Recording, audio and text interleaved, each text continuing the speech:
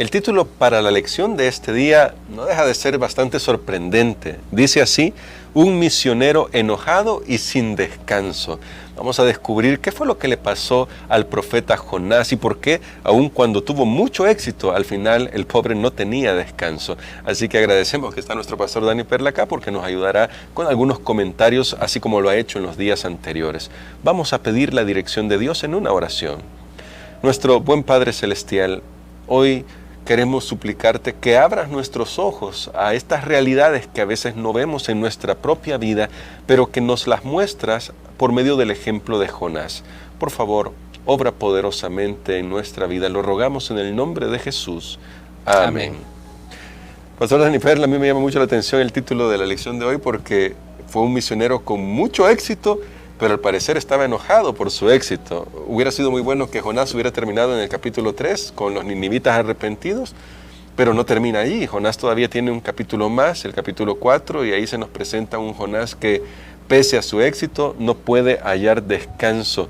¿Cuál es el problema de Jonás en realidad acá? Bueno, es bien difícil realmente entender así a simple vista lo que estaba pasando, Sí. porque se ha dicho que Jonás es el predicador que tuvo una campaña evangelística donde el 100% de las personas aceptaron el mensaje. Tremendo.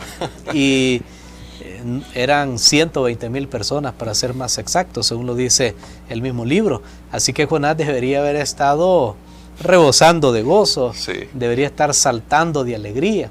Imagínense tener una campaña en un estadio, bueno, en México 120,000 personas, el estadio lleno, y no hay ni uno que no aceptó. Así que es algo positivo, pero el profeta está enojado. ¿Por qué? Porque su mensaje había sido de juicio. Y ahora lo que sucede es que Dios reacciona favorablemente ante el arrepentimiento de los ninivitas y Dios decide aplazar el juicio y extenderles la vida. Dios decide otorgarles su gracia y su misericordia.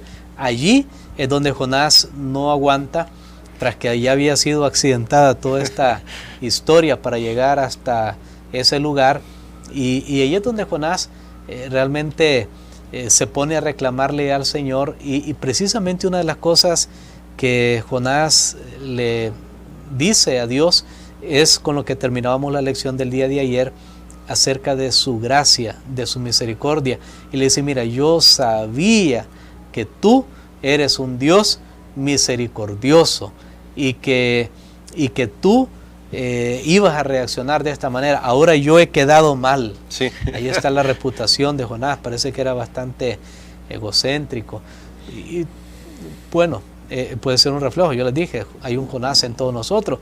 Estamos más preocupados de nuestra reputación que de la salvación de las personas.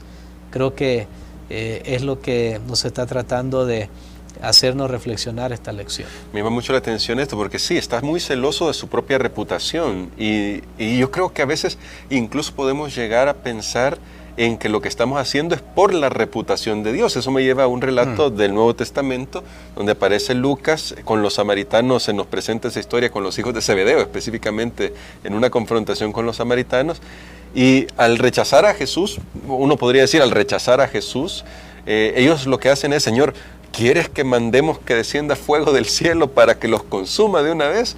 ¿Qué lección hay ahí que se compara a esto que le está pasando a Jonás respecto a nosotros mismos y el hecho de querer proteger, incluso decimos nosotros, la reputación de Dios, cuando en realidad estamos queriendo hacer otra cosa?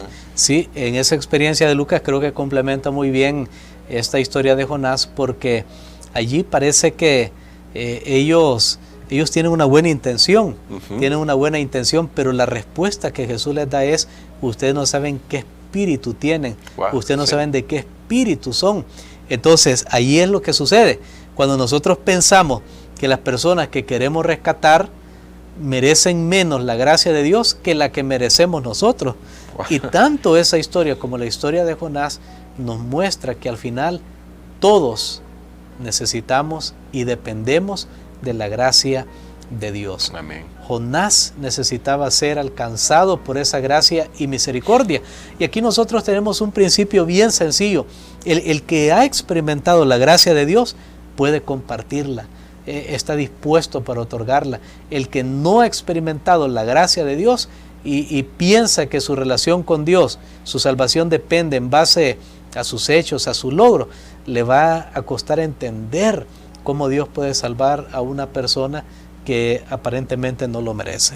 Y bueno, creo que al final todos podemos estar muy agradecidos con Dios, porque Él es el único que puede juzgar nuestros motivos, Él es el único que conoce realmente nuestro corazón, y más bien lo que necesitamos es todos nosotros hallar la manera, quizás no lo voy a decir de esa manera, hallar la manera, sino permitirle a Dios, como ha dicho nuestro pastor, que experimentemos en nosotros mismos la gracia de Dios para poderla compartir, porque al final, pastor, creo que Dios lo que nos invita es a que podamos manifestar esa misma compasión que Él manifiesta a todos nosotros. Amén, y creo que una invitación es para aprender a descansar en Jesús al compartir a Jesús, porque Jonás estaba frustrado, Jonás compartió, pero lo hizo a regañadientes, todo eso no favoreció, pero todo está en los preconceptos que una persona tiene. Ya Jonás llevaba preconceptos, sí. y entonces eso no le permitía hacer bien su trabajo. A pesar de los preconceptos que llevaba,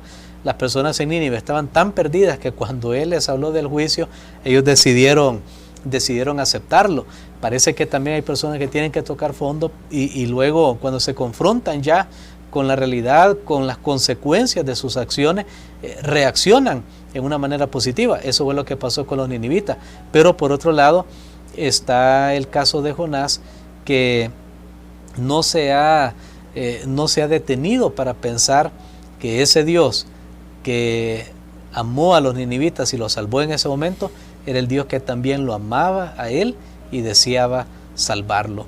Así que le invitamos para nuevamente compartir a Jesús, encontrar descanso en Él y recordar que Dios desea que todos alcancen la salvación. Amén. Y creo que, pastor, es el momento para orar y agradecer a Dios su gracia y pedirle que nos ayude a mirar también a otros como Dios nos ve a nosotros. Amén. Padre que estás en los cielos, te damos gracias, Señor, por tu gracia tan amplia que todos caben allí. Tal vez alguien puede sentir que no es digno y entonces ya es el primer requisito, porque tu palabra dice que tú viniste a llamar a los enfermos, no a los sanos. Tú eres el buen médico.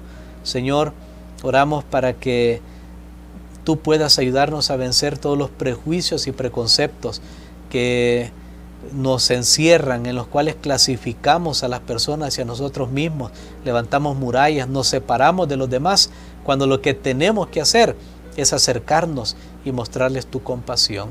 Bendícenos, lo pedimos en el nombre de Jesús. Amén. Amén.